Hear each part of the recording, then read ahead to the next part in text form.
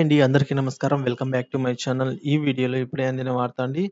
So, జపాన్‌లో భూకంపం ఘటన మరవక ముందే మళ్ళీ మన దేశంలో అయితే భూకంపం సంభవించిందండి.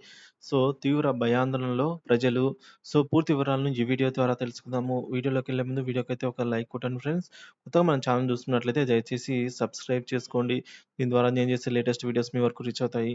ఫ్రెండ్స్ ఇక విషయానికొచ్చినట్లయితే సో, జపాన్‌లో ఘటన మరవక ముందే మనకు సిక్కింలో స్వల్పంగా భూమి అయితే కంపించిందండి. శుక్రవారం అంటే ఈరోజు ఉదయము 7 గంటల ప్రాంతానికి 6:57 నిమిషాలకు అయితే భూమి కంపించినట్లుగా నేషనల్ సెంటర్ ఫర్ సిస్మాలజీ అధికారులు వెల్లడించారు. అయితే రెక్టర్ స్కేల్ పైన భూకంప తీవ్రత 4.4గా అంటే స్వల్పంగానే నమోదైంది.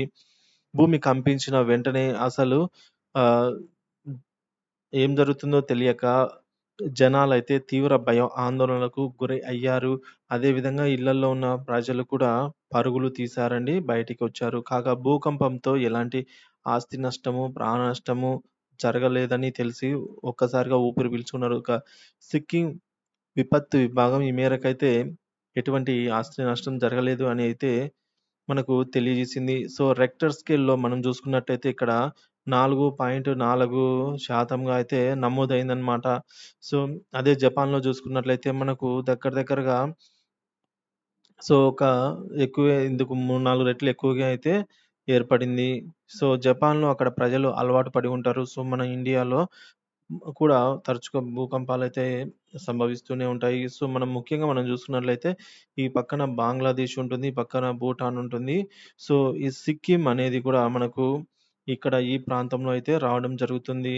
సో, ఈ ప్రాంతంలో అయితే భూకంపం సంభవించింది. సో, ఈ మేరకు సిక్కిం విపత్తు విభాగము ఆస్తి నష్టము, ప్రాణ నష్టం ఏం జరగలేదని తెలిపింది. So, national centre for seismology అధికారులైతే ఈ విధంగా 4.7% కంపించింది ఈ ప్రాంతంలో అని జెప్పేసి, ఈ విధంగా మనకు మ్యాప్ రూపంలో అయితే తెలియజేస్తున్నారు. సో, ఇది friends video. Thank you for watching this video.